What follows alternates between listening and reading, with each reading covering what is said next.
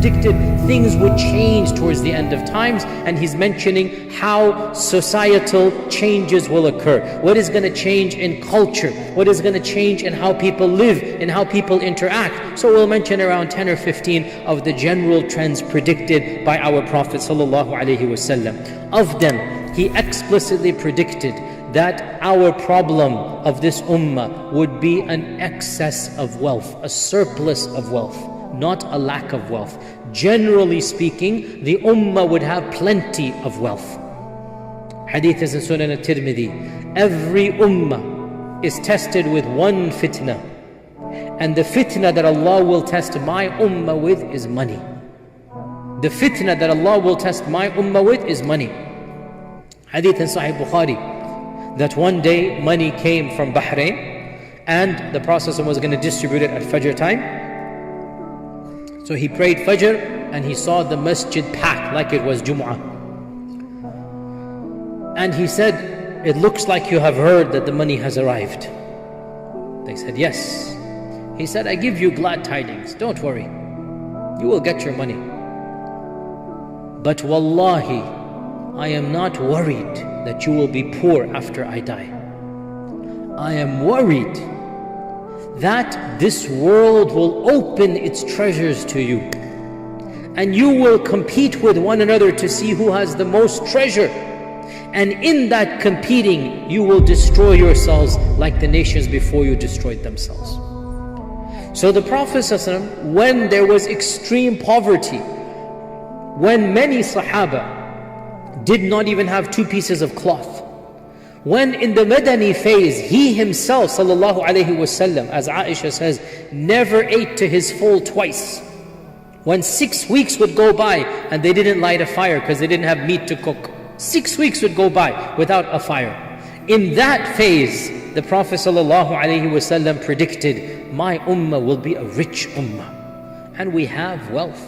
Even the lands that are deemed to be poor, their natural resources are of the most wealthy. Even, for example, Afghanistan that has a low GDP, the natural resources in terms of minerals, in terms of what it has, the world is salivating over it because of what it has. So the Muslim ummah is blessed with wealth. Mismanagement and greed is what has destroyed it. But we are a wealthy nation overall. And alhamdulillah, by and large, in many countries, the Muslims are living good lives, including the ones here in the Western lands as well. So our Prophet predicted this. He also predicted that evils would spread. And this is many things. For example, he predicted that people will stop trusting one another. The loss of amana, trust. He said, when people stop trusting one another, wait for Judgment Day, it's around the corner. When amana is lost, when people stop trusting one another. He also predicted the rise of corrupt and evil rulers. When people who are not worthy become leaders, he said, wait for Judgment Day. The worst become the leaders, wait for Judgment Day. He also predicted that there would be plenty of bloodshed and fighting. He predicted that the ummah would fight at a time when no 2 Muslims had ever drawn swords against one another. Imagine that. Never in the seerah did 2 Muslims draw blood as a civil war in the time of the Prophet ﷺ. Never did the 2 Muslim camps, in one occasion they came close to a fist fight, but it never went beyond that, never went beyond that. And even that fist fight, if you read the seerah, the munafiqun were the ones that were instigating it, and not even there. And the Prophet ﷺ predicted that the ummah would continually fight amongst itself until Judgment Day. Once the sword is unsheathed, he said, it will never be put back in, and the ummah will constantly fight until Judgment Day. He also predicted that not only the ummah, but overall killing and bloodshed and wars would be increased. And he predicted that people would kill one another for no reason whatsoever. And this was unknown. Mass shootings that are common in this land, we grow up and we are accustomed to them. Every few days we wake up and some crazed lunatic has killed people for absolutely no reason. We are accustomed to it.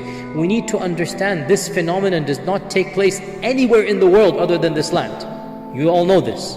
Anywhere in the world, this really does not take place. Number one. Number two, even this is a recent phenomenon. It is unknown in human history that people just go on a mass killing for no reason and kill people.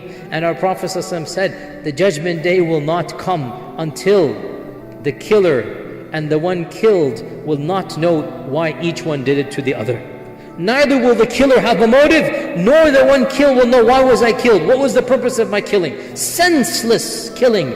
And this was predicted by our Prophet ﷺ, and hadith is in Bukhari. الرحمن الرحيم هو الذي أرسل رسوله بالهدى ودين الحق ليظهره على الدين كله وكفى بالله شهيدا. محمد رسول الله والذين معه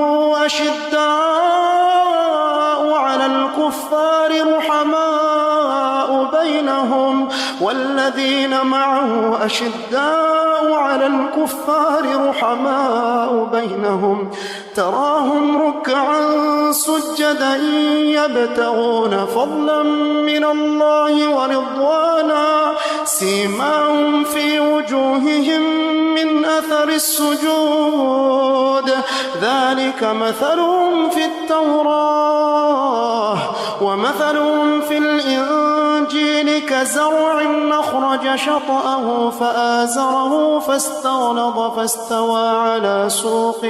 فاستوى على سوقه يعجب الزراع ليغيظ بهم الكفار.